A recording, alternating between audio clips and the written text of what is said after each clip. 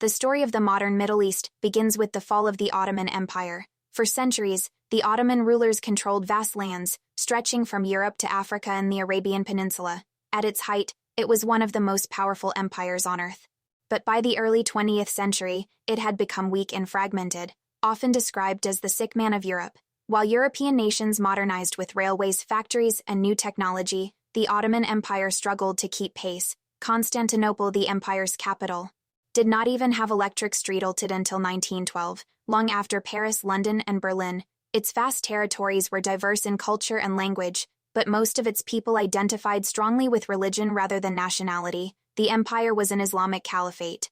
Yet its Christian and Jewish minorities also shaped its culture. By 1912, the Ottomans had already lost much of their land. Italy took Libya, and much of the Balkans had broken away. Only parts of the Middle East, Turkey, and Arabia remained when World War I began. This weakened empire faced decisions that would change history forever. At first, Ottoman leaders sought allies to protect themselves from European threats. Britain was their first choice, but Britain turned them away. Instead, the Ottomans aligned with Germany, hoping that German strength would shield them from Italy, Austria-Hungary, and Russia. In exchange, they promised to remain neutral, but soon their actions betrayed that neutrality, and by late 1914 the British declared war against them. From this point, European powers began planning how to divide Ottoman territory once the war ended. This is where confusion, false promises, and ambition collided to shape the future. British policymakers did not fully understand the region. They relied on reports that were often misleading or false. Some British officials even believed wild rumors that Jewish revolutionaries controlled the Ottoman leadership, which influenced their early decisions. Others, like Lord Kitchener, dreamed of uniting all Arabs under a single religious leader, not realizing the deep divisions between Sunni and Shiite Muslims or the cultural differences among Arab tribes. These errors would prove costly. Meanwhile, British military strategy also stumbled. The failed invasion of Gallipoli in 1915 showed that defeating the Ottomans would not be easy. After this disaster, Prime Minister David Lloyd George looked for another way to weaken Ottoman power. The British decided to encourage an Arab revolt against Turkish rule. To do this, they approached Hussein, the Sharif of Mecca, promising him an independent Arab state if he joined their side. But at the same time, British diplomats secretly negotiated with the French about dividing the Middle East after the war. This led to the Sykes-Picot Agreement of 1916, in which Britain and France drew borders across the region, splitting it into zones of control. For the Arabs, this betrayal was hidden until later, but its effects lasted for generations. The Arab revolt itself began slowly. At first, few Arab troops were willing to rise up.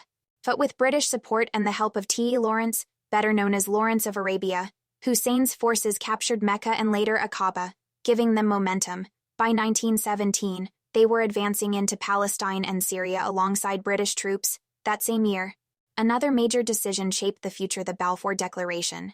Britain announced its support for establishing a Jewish homeland in Palestine. This was partly influenced by the belief that Jewish communities in Europe and Russia could help the Allied war effort. It was also driven by religious sentiment among British leaders, who saw control of the Holy Land as a divine mission. The declaration promised to protect local Palestinian rights, but in practice, it laid the groundwork for conflict between Jewish settlers and the Arab population.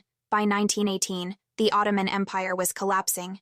Allied forces advanced into Damascus, Baghdad, and Jerusalem. On October 30, the Ottomans signed an armistice, effectively surrendering. Soon after, Allied troops occupied Constantinople. The empire that had lasted for 600 years was no more, but instead of creating stable new nations, Britain and France imposed colonial mandates. France took control of Syria and Lebanon, while Britain dominated Palestine, Iraq, and parts of the Arabian Peninsula. Hussein was sidelined, and his sons were placed on thrones in Iraq and Transjordan under British supervision. Meanwhile, Ibn Saud emerged as the strongest leader in Arabia, eventually founding Saudi Arabia in 1932. In Turkey, however, things took a different turn. Mustafa Kemal Ataturk led a nationalist revolt that expelled Allied forces and abolished the Ottoman monarchy. By 1923, Turkey had become a new republic, independent and determined to modernize. Elsewhere, resistance grew. In Syria, nationalists opposed French rule, leading to uprisings and the exile of Faisal, who had briefly ruled there. In Palestine, opposition to Zionism escalated into riots and violence, as Palestinians feared displacement by Jewish immigration. The British tried to reassure both sides. But their contradictory promises only deepened mistrust. By the end of 1922, the map of the Middle East had been redrawn, but peace was fragile. The new borders were artificial, drawn by European diplomats who ignored the realities of local identities and rivalries.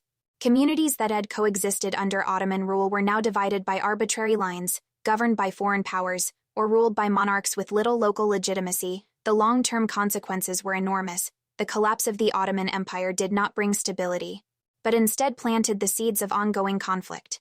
The Arab-Israeli dispute, the struggles in Iraq and Syria, and the rise of nationalist and religious movements can all be traced back to this period. The lesson of this history is clear: when powerful nations divide territories for their own gain, ignoring the people who live there, they create instability that can last for generations. The story of the Middle East in the 20th and 21st centuries is, in many ways, the story of broken promises made during and after World War I, just as the fall of the Roman Empire plunged Europe into centuries of chaos.